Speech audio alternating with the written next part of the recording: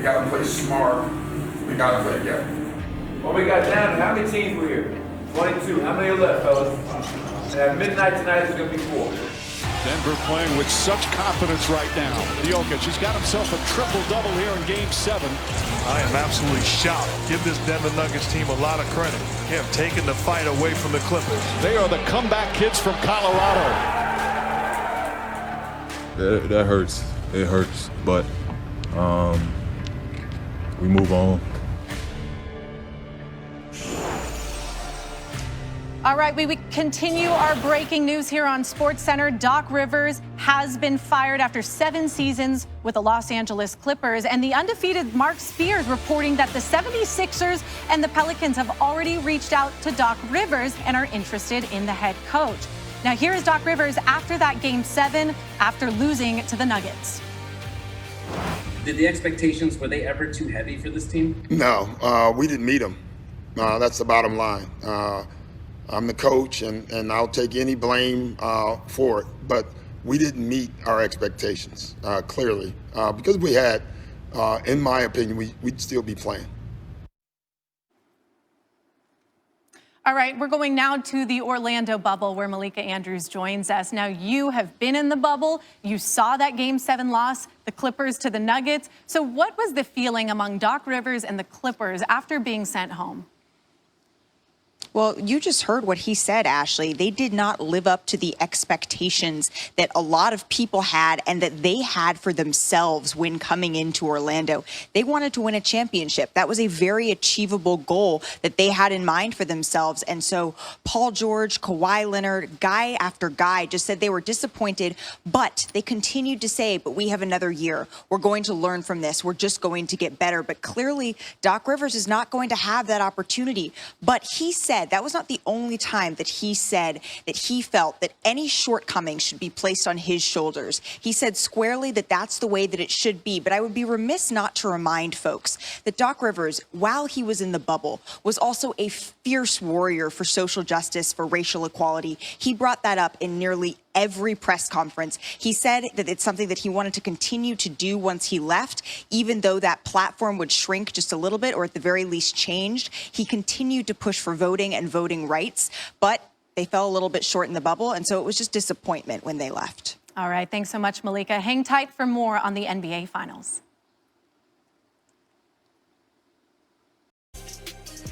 And for more reaction on this news, let's go to Stephen A. Smith. Stephen, what do you make of this news? Doc Rivers out with the...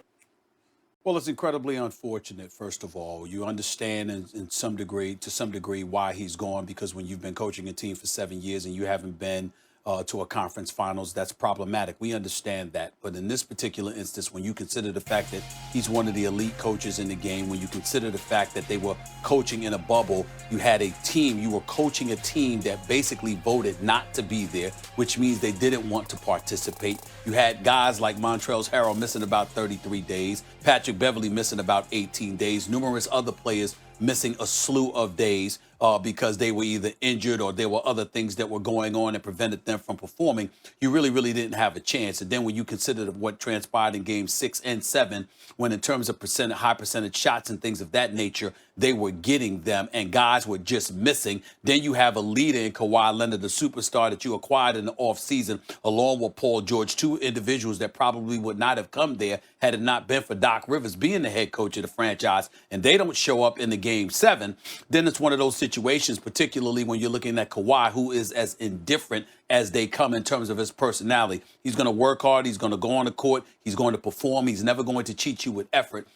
But in the end, can you be that leader that galvanizes troops? That was never Kawhi Leonard's MO. So all of those things being stacked against Doc Rivers, what I'm saying is that if he's going to lose his job, you know what, it would have been far more understandable had there never been an interrupted season and he lost under those conditions. But considering the fact that the season was interrupted, and then you had guys, the Clippers and the Lakers were the only two teams that voted not to participate in the bubble and not to play, then they came back and played. And unlike the Lakers, you had guys missing games all over the place. For him to lose his job under those conditions are incredibly unfortunate for a coach of his stature. I don't like it at all.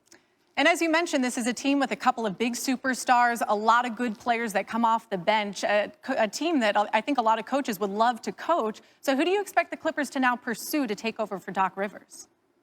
I have no idea whatsoever because I had no idea. I mean, I suspected that Doc Rivers would probably lose his job because you heard the whispers and what have you. And you imagine all the guys that'll be out there clamoring for this opportunity. And I haven't spoken to Steve Ballmer about this, the billionaire owner for the Los Angeles Clippers as of yet, nor anybody within the Clippers organization, because this just came down.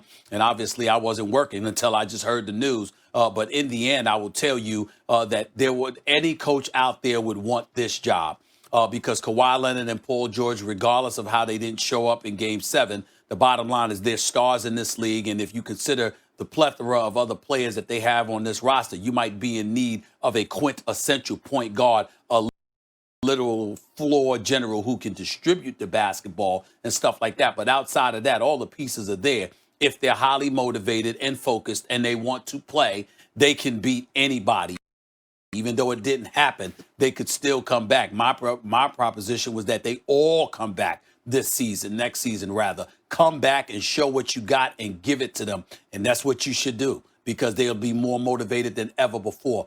But that didn't happen, and now Doc Rivers is going to be on the open market. And teams, for example, like the Philadelphia 76ers, I don't know whether they're going to call him or not. I know this much. They damn well had better call him because as recently as 48 hours ago, it was about Mike D'Antoni, the former coach of the Rockets and the Lakers and the Knicks and the Phoenix Suns. Okay, that guy was a leading candidate for a job. And, of course, Ty Lue. Unless you're going to get Ty Lue or whatever, I don't see how you're the Philadelphia 76ers and you could think about Mike D'Antoni over a Doc Rivers. That better not happen. I can tell you that much. Yeah, exactly. Going off of that, there's a handful of teams that are looking for a head coach. Where do you think the best fit for Doc Rivers to go to a place could be? Philly.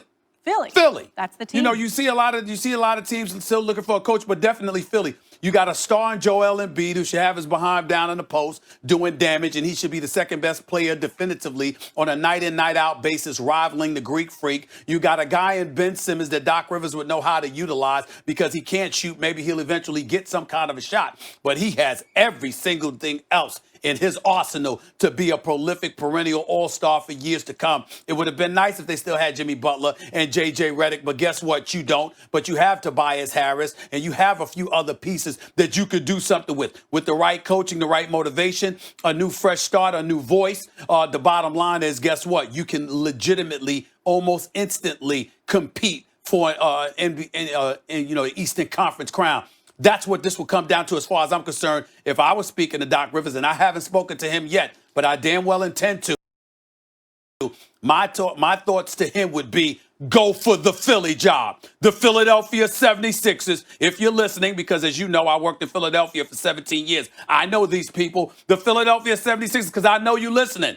It damn well better not be Mike D'Antoni ahead of Doc Rivers. Let Mike D'Antoni go to Indiana and coach the Pacers. It better be Doc Rivers over Mike D'Antoni. I can tell you that much. They should be calling Doc Rivers now.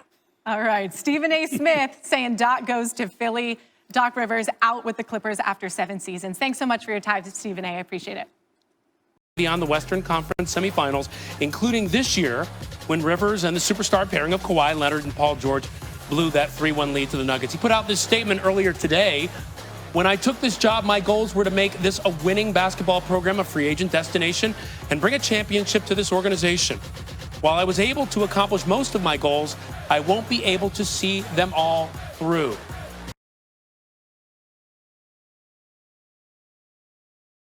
He went on to say, though it was a disappointing ending to our season, you are right there, and I know what this team is capable of accomplishing with your support. Again, the stunning news here first broke by Adrian Wojnarowski, and he joins us now. Adrian, why did the Clippers decide to make this decision? Ryan, Steve Ballmer, the owner of the Clippers, had tremendous expectations, as did I think Doc Rivers and many around the NBA who considered the Clippers a championship favorite.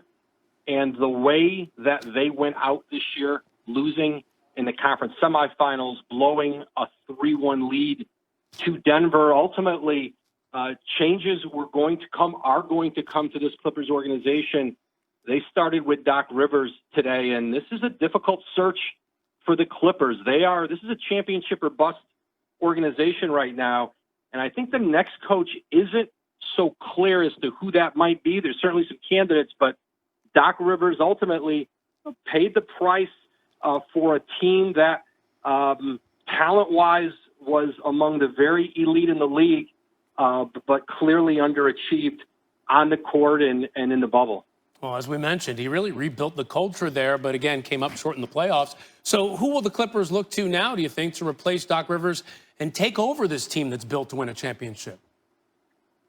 Again, Ryan, I think it's a challenging search. I don't think there's an obvious choice out there for them. And, Ty Lue on their own staff, listen, this is a championship coach in his own right. In Cleveland, came in this year very close to Doc Rivers.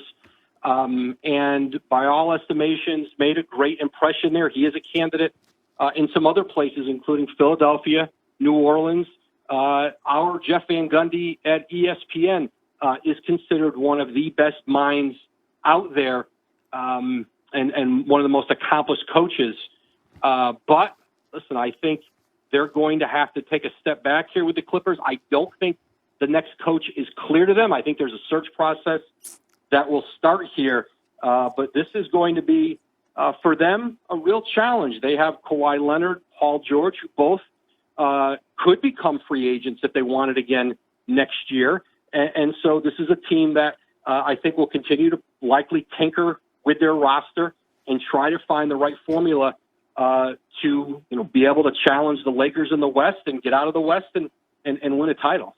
Difficult situation, not only manage this team, but manage the expectations, which are sky high. So, as you mentioned, there's a number of jobs out there, a number of places looking for head coaches. Doc Rivers would be at the top of many teams' list.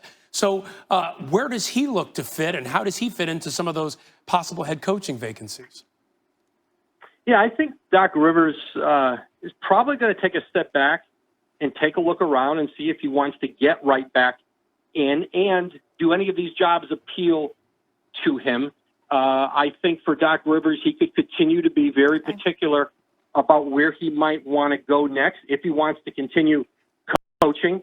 But certainly he's considered one of the elite